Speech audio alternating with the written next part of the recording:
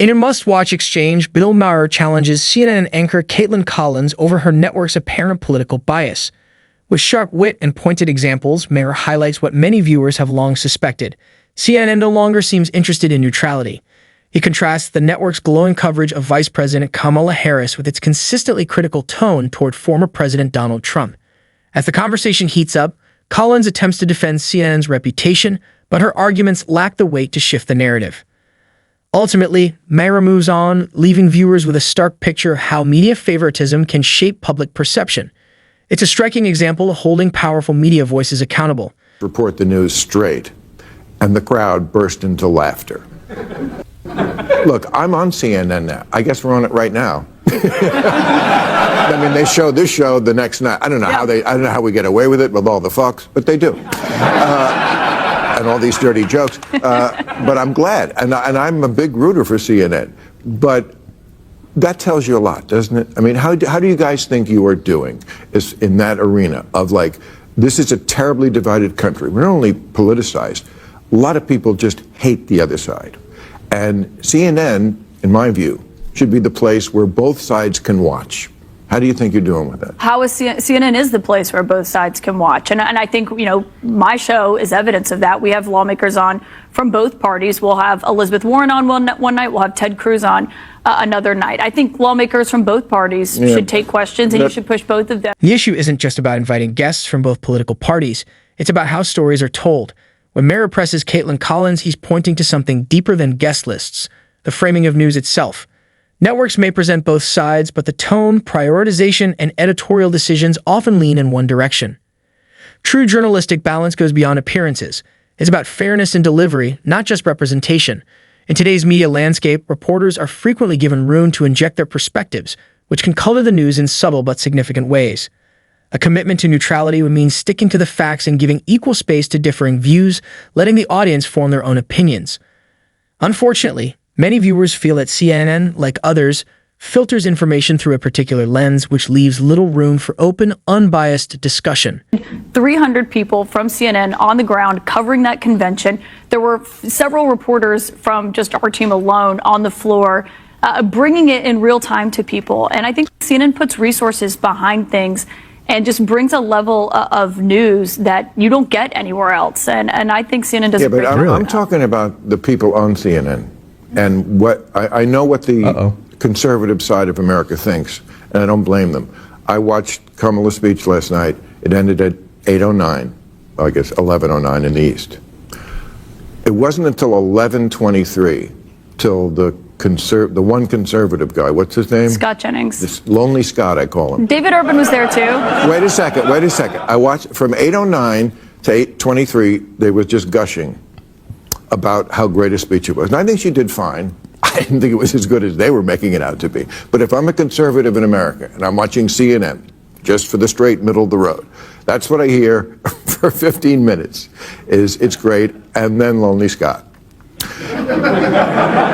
It does look, I mean, and when you see the path, it does look like tokenism. It's kind of like the same as The View. It's like it's almost better to have nobody there, like MSNBC, than to have this. Well, I don't think you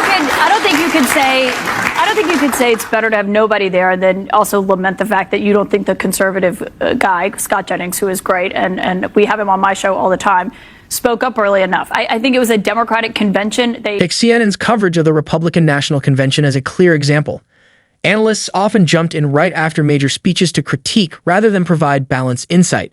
This kind of rapid, often negative reaction has become a recognizable pattern in their reporting on conservative events. While all media outlets carry some level of editorial perspective, credibility comes from honesty. Networks like MSNBC openly lean left and make no secret of it, which builds a more transparent relationship with their audience. CNN, however, continues to claim impartiality while many feel its reporting consistently favors one side. The disconnect is reflected in the numbers, from 80 million subscribers in 2021 to 68 million by the end of 2023. That's a significant drop, minus 12 million viewers lost in just 2 years. Even more telling, CNN now ranks third in cable news, trailing behind both Fox News and MSNBC, with average daily viewership down to 580,000, 50% decline from the previous year. Tucker Carlson have become so pro-Putin? Good question. What does explain that? Your buddy, man. I don't know. Tucker hates my guts. I mean, I think we all know that. Well, that says a lot for you. Yeah, you guys. I don't know how to explain Tucker. I've never met Tucker. Never even spoken with him. He just trashes me because I think it's a bad idea if Russia wins a land war in Europe. And I would remind everybody. I know this is getting serious, but I would remind everybody: if you don't stop Russia there, right, and we're spending maybe 5 to 10% of our GDP, defense spending just on supporting Ukraine so they can fight their own battles. If you didn't do that, if you never gave them any Stingers, never gave them any Javelins, you'd have a Russian army that is fully intact and also very aware that we don't defend our friends, and they'd be on the border of former NATO countries. If you want to get closer to war, that's how you get closer to war.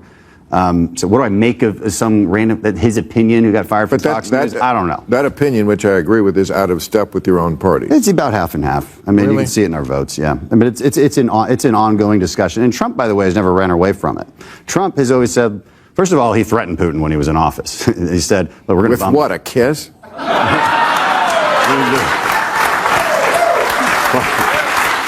In a culture like Russia's, that would be a threat. Right. But no, he said, purportedly said, I'm going to bomb the shit out of Moscow if you invade Ukraine. In any case, we know he didn't invade Ukraine while he was president. He increased the lethal aid to Ukraine by a lot, actually. And he's never said he's backing away from Ukraine. What he has said is it should be a loan, we should have mining rights, Europeans should pay more, all things I think we all agree with. Okay. Except that whole impeachment thing. Which part? The ones that Democrats impeached him for? Withholding aid to Ukraine. The thing that Biden did before that. Point. Yeah, I forgot about that. Yeah. Well, but that's diplomacy. And Biden did the exact. That's not diplomacy. Biden did the exact same thing, literally to the exact same country. No, he didn't. Yes, Really? he did. What'd he do? He was bragging about withholding aid unless they fired the prosecutor. A corrupt prosecutor, right, which is what your party complains about. That's when diplomacy. aid to them. So American presidents have that power to say, no, we're going to withhold aid because we don't like what you're doing. If our State Department and I'm not bashing Biden for doing that either, by the way. But Trump was withholding aid because he wanted an investigation into Hunter within their Biden. powers as the president. This downward trend in viewership is not unique to CNN, but its decline is especially steep. Meanwhile, independent journalists and digital platforms are seeing a surge in popularity. More people are turning to creators who prioritize open dialogue and factual clarity, free from the constraints of legacy media frameworks. The shift reflects growing public frustration with selective reporting and curated narratives. Traditional news outlets are being challenged by a new wave of content providers who offer transparency, authenticity, and a willingness to engage with all perspectives. As audiences demand more accountability, networks that fail to evolve risk being left behind. The media landscape is changing, and only those who embrace genuine, honest conversation will thrive in this new era.